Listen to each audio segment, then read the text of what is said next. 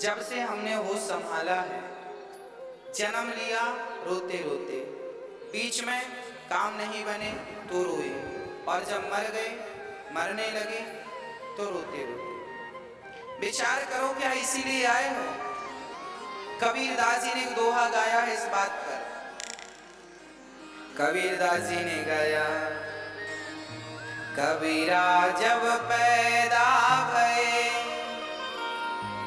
जग हंसे हम रोए, करनी ऐसी कर चलो, हम हंसे जग रोए। जब हम पैदा हुए तब हम रो रहे थे, जमाना हंस रहा था। अब ऐसा कर्म करो कि आप हंसते हंसते मरो और आपके नाम पर दुनिया रोए। वाह, बहुत भला व्यक्ति इस धरती से चला गया, बहुत पुण्यात्मा लोग आपके लिए तड़पे, आपके लिए रोए। इतने बढ़िया व्यक्ति बन के जीवन जीना, जियो भी शान से और साहब मरो भी शान से। बढ़िया काम करोगे तो मरोगे तो लोग कहेंगे वाह फलाना व्यक्ति अच्छा था, उसके मरने पर लोगों को दुख होगा। एक वैश्या थी,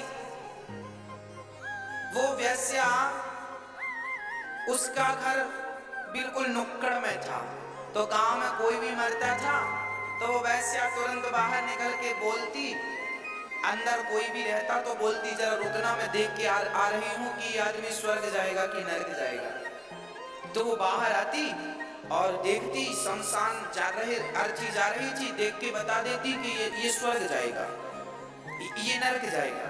एक महात्मा जी बहुत दिन से देख रहे थे कि वो जब कोई मरे तो बाहर आके खड़ी हो जाए और बोले ये स्वर्ग जाएगा, ये नरक जाएगा। महात्मा जी बोले भगवान, हम साधु हो के नहीं बता पाते कि स्वर्ग नरक कौन जाएगा, और ये वैश्या हो कि ये त्रिकालदर्शी है क्या? तो महात्मा जी वैश्या के पास गए, देवी राम राम राम राम। कहो महात्मा जी, अरे देवी तुम ये बताओ, तुम अर्थी को देखकर कैसे पहचान लेती हो कि ये स्वर्ग जाएगा ये नरक जाएगा? वैश्या ने कहा बहुत सिंपल है। बोले जिसके मरने पर लोग रास्ते भर रोते जाते हो वो व्यक्ति निश्चित स्वर्ग जाएगा, और जिसके मरने पर पीछे वाले बातें करते जाते हो ये नरक जाएगा। पीछे वाले लोग बातें करते जाते, मतलब उसके मरने का इन लोगों को कोई दुख, मतलब भला आदमी नहीं था तो दुख नहीं हुआ। आदमी आजकल ना चतुर है, मरने पर भी जाता है ना तो अपने काम की बात करता है, अर्थी के पीछे आगे के लोग तो बोलते रहते राम नाम सत्य, पीछे वाले बातें कैसा चल रहा सब ठीक, इसको भी आज ही मरना था, संडे था, सब नाश कर दिया, इसे छुट्टी बिगाड़ दी हमारी। प्लान बनाए थे क्या पिक्चर देखने जाएंगे पत्नी के संग, मर गया आज। अरे कल मर जाता तो सोमवार को छुट्टी मिल जाती बहाने से कि हमारे रिश्तेदार मर गया, संडे को मरा। अब लो भैया, वैश्या देख कर बता देती थी कि ये व्यक्ति स्वर्ग जाएगा या नरक जाएगा। अच्छा आपको क्या लगता है, जब आप लोग मरोगे तो आपके लोग मरने पे आएंगे तो वो बातें करेंगे कि रोएंगे? आपको आपका भी निर्णय अभी कर लेते हैं।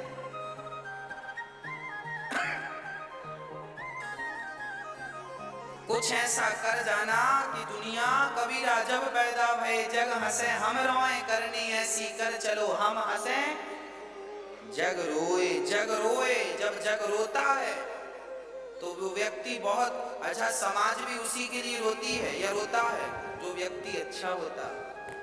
दुष्टों के लिए कौन रोएगा? इसलिए भले बन के रहो, भलाई करो। पड़ोसी भी ये ना कहें कि ये व्यक्ति ठीक नहीं है। एक अच्छे पति बनो, एक अच्छे पुत्र बनो, एक अच्छे पड़ोसी बनो, एक अच्छे रिश्तेदार बनो, एक अच्छे व्यक्ति, एक अच्छा व्यक्तित्व हो आपका, हर प्रकार से आप अच्छे हो। एक अच्छे भक्त बनो, जहां हो जिस फील्ड में हो अच्छे बनो। ईमानदारी से लोग कहें भाई फला व्यक्ति बहुत बढ़िया है, ईमानदारी से रहता। बस क्या अच्छा करना है वो मर्जी आपकी है, पर मैं निवेदन करूंगा कि पूरी जिंदगी आपकी सोते सोते नहीं जानी चाहिए। पूरी जिंदगी रोते रोते नहीं जानी चाहिए। भगवत चिंतन करने से रोना मिटता है, भगवान का ध्यान करने से रोना, दुख सब कुछ मिट जाता है। इसलिए विदुर जी महाराज कहते हैं, महाराज भगवान ये संसार में आए क्यों? तब कहा भगवान नारायण की नाभि से ब्रह्मा जी उत्पन्न हुए। ब्रह्मा जी से सनातन धर्म की स्थापना किसने की? सत्य सनातन धर्म कब से है? बोले जब से ये पृथ्वी है, तब से सनातन धर्म है। सनातन मीन्स पुराना। हमारा धर्म क्या है? हमारे धर्म का नाम क्या है? बोलो, हमारे धर्म का नाम क्या है? बताओ। सनातन का अर्थ होता है पुराना। सनातन, हमारा धर्म सनातन मीन्स पुराना होता। हमारे धर्म का नाम सनातन ही है। सनातन तो पुराने को कहते हैं। ये व्यक्ति बहुत सनातन है, मतलब बहुत पुराना। हमारे धर्म का नाम क्या है? हाँ? अरे कोई आपसे पूछेगा तो आप बता नहीं पाओगे। हमारे धर्म का नाम है सत्य। हमारे धर्म के नाम का क्या बोलते हैं? सत्य सनातन धर्म, सत्य सनातन। अच्छा, आप में से कोई बताए हमें कि सत्य कितना पुराना है? सत्य कितना पुराना है? मुस्लिम धर्म की स्थापना मोहम्मद साहब ने की। ईसाई धर्म की स्थापना ईसा मसीह ने की।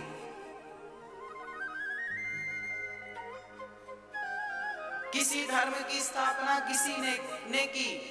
हमारे सनातन सत्य सनातन धर्म की स्थापना किसने की? हमारे सत्य सनातन धर्म की स्थापना करने वाले स्वयं भगवान नारायण है। भगवान नारायण ने जब से सत्य है तब से सनातन धर्म है, सत्य सनातन धर्म है। क्योंकि हमारे धर्म का नाम ही सत्य सनातन, सत्य ही हमारा धर्म है। इसलिए गोस्वामी जी लिख रहे हैं, धर्म न दूसर सत्य समाना, आगम निगम पुराण बखाना, परहित सरिस धर्म नहीं भाई। सबसे बड़ा धर्म क्या है? सत्य बोलना। जो व्यक्ति सत्य बोलता हो, किसी भी देश में हो, जो सत्य बोलता हो, जो अहिंसा का पुजारी हो, जो हत्या ना करता हो, जो चींटी को भी ना मारता हो, जो चींटी को ना मारने का विचार रखता है, जो सत्य बोलने का भाव रखता है, जिसके हृदय में दया है, वह व्यक्ति हमारे सत्य सनातन धर्म का ही है। वो किसी भी दुनिया में हो, कैसा भी हो। हमारा वही है जिससे हमारे विचार मैच कर जाए। हमारा वही है जिससे हमारे विचार मिल जाएं। और हमारे धर्म की स्थापना स्वयं भगवान नारायण के हृदय से सत्य निकलता है। इसलिए सत्य सनातन धर्म के अधिष्ठात्र स्वयं भगवान नारायण हैं। सत्य सनातन धर्म की स्थापना किसने की? जोर से बोलो। कोई आपसे प्रश्न कर दे तो क्या जवाब दोगे? हाँ, हमारे सनातन सत्य सनातन धर्म की स्थापना हमारे स्वयं भगवान नारायण ने की है। क्योंकि भगवान नारायण के हृदय से सत्य का जन्म हुआ, तो सत्य की स्थापना उन्होंने की। तो सत्य सनातन धर्म के अधिष्ठात्र स्वयं भगवान नारायण हैं। तो ये बहुत लोग ये क्वेश्चन करते हैं, प्रश्न करते हैं, लोगों को उसका जवाब भी नहीं पता। हाँ, अब पता हो गया। भगवान नारायण की नाभि से हमारे सबसे प्राचीन, हमारे सबसे पुराने भगवान नारायण ही हैं। भगवान नारायण से विष्णु भगवान प्रकट हुए, आदि नारायण है ये। नारायण से भगवान विष्णु प्रकट हुए। नारायण की नाभि से ब्रह्मा जी प्रकट हुए।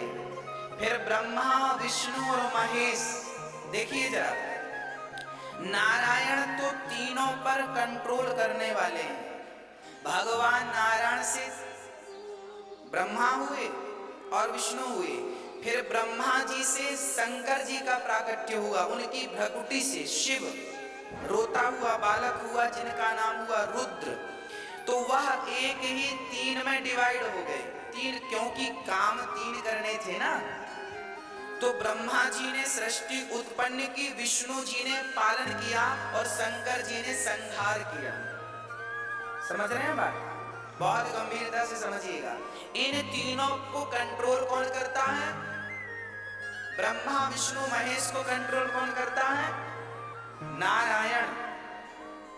तीनों को कंट्रोल कौन? भगवान नारायण। इसलिए अन्य कई पुराणों में आपको मिल जाएगा, पुराणों में ये लिखा है कि विष्णु जी स्तुति कर रहे हैं, शंकर जी स्तुति कर रहे हैं। अब आप कंफ्यूज हो जाएंगे कि विष्णु जी तो भगवान है, फिर वो किनकी स्तुति करेंगे? तो वो नारायण की स्तुति कर रहे हैं। वो किनकी स्तुति कर रहे हैं? भगवान नारायण से ब्रह्मा और विष्णु और ब्रह्मा जी से शिव उत्पन्न हुए। हम ये कह सकते हैं कि स्वयं भगवान नारायण ही ब्रह्मा बने, भगवान नारायण ही विष्णु बने और भगवान नारायण ही शिव बने। इन तीनों में रत्ती भर का अंतर नहीं है। जैसे भगवान नारायण राम बन के प्रकट हुए, जैसे भगवान नारायण कृष्ण बनकर प्रकट हुए, उसी प्रकार वही नारायण ब्रह्मा और विष्णु महेश बनकर के प्रकट हो गए। वही भगवान। हमारे सबसे कोई आपसे कहे भगवान कौन है, तो नारायण। उनसे फिर नारायण का ही स्वरूप राम है, नारायण ही फिर कृष्ण है, वही फिर बन के आए, है ना। अनेक रूप रूपाय विष्णवे प्रभु विष्णवे, वह परमात्मा है। अनेक रूप लेने की सामर्थ्यता है। किसी पुराण में, जैसे देवी पुराण जब आप कभी पढ़ेंगे या शिव महापुराण कभी आप पढ़ेंगे, तो वहां पर बहुत सारी जगह ये लिखा मिलता है कि ब्रह्मा जी, और वहां लिखा मिलता है विष्णु जी भी ब्रह्मा विष्णु महेश स्तुति कर रहे हैं। तो आप सवाल करेंगे ब्रह्मा विष्णु महेश स्तुति किसकी कर रहे? तो नारायण की।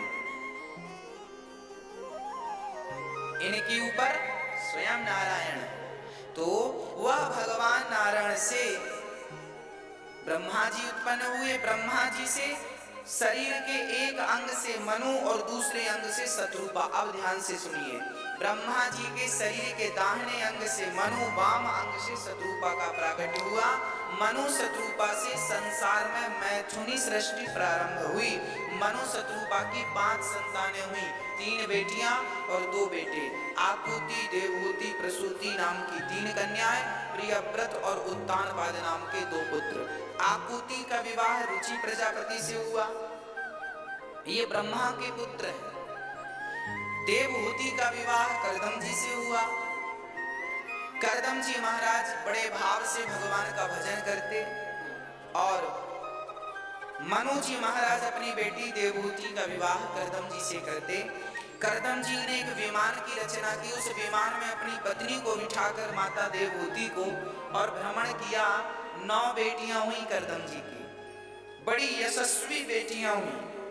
कला, अनुसुईया, श्रद्धा, हविर्भू, गति, इन 9 का विवाह ब्रह्मा के मानस पुत्रों से हुआ। ब्रह्मा जी ने अपने मन से 9 बच्चे उत्पन्न किए। ब्रह्मा जी अपने संकल्प से कितने बच्चे उत्पन्न करते हैं? 9। किए तो 10 थे, पर नारद जी भ्रमण करने निकल गए, घूमने, तो नारद जी अभी तक घूम ही रहे हैं।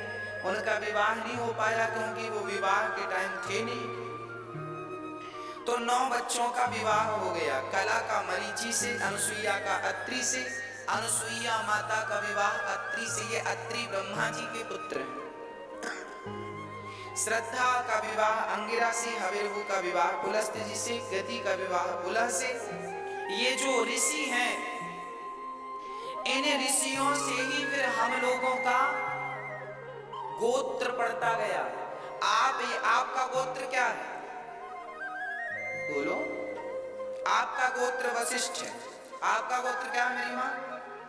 भारद्वाज गोत्र है। आपका गोत्र क्या है? आपका गोत्र क्या है? कश्यप। हाँ जी, आपका गोत्र क्या है?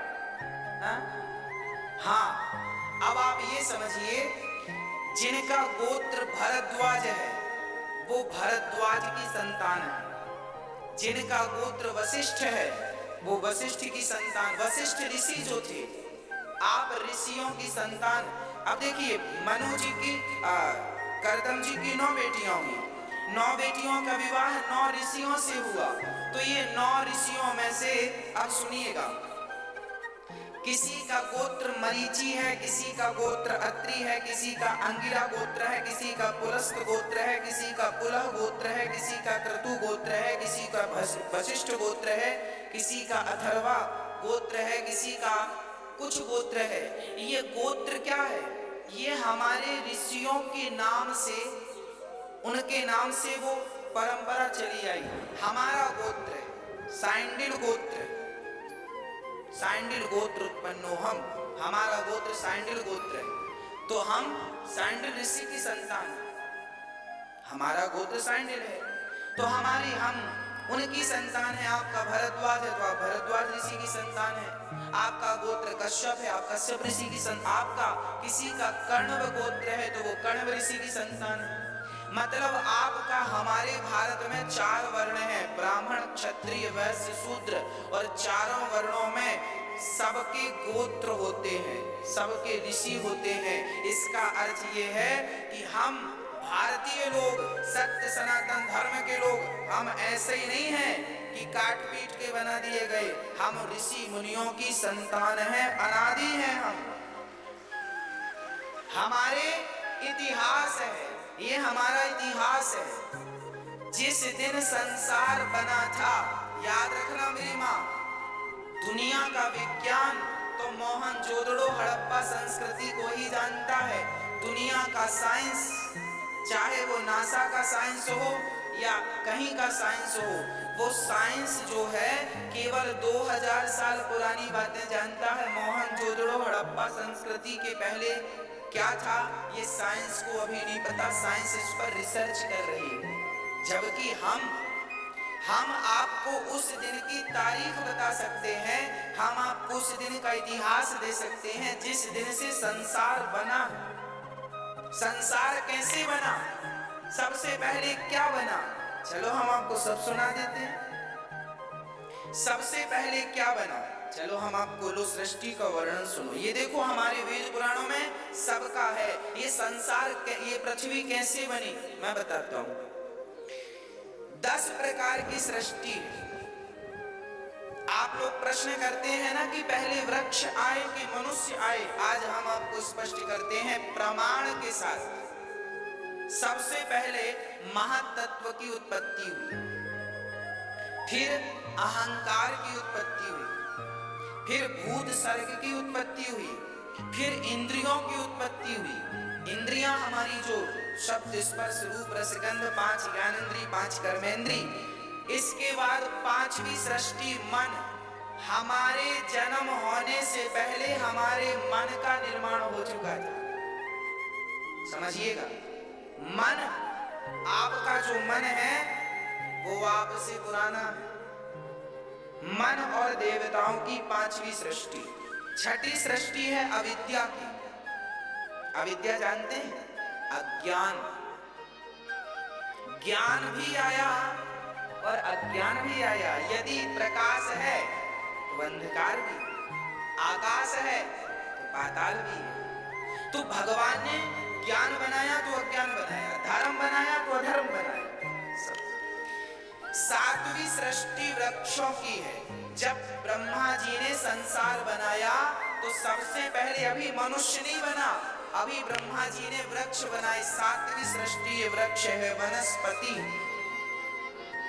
8वीं सृष्टि भगवान ने पशु पक्षियों को बनाया। हमसे पहले भगवान ने कुत्ता, बिल्ली, चमगादड़, पशु पक्षी सब बना दिए थे, ये हमसे पहले के।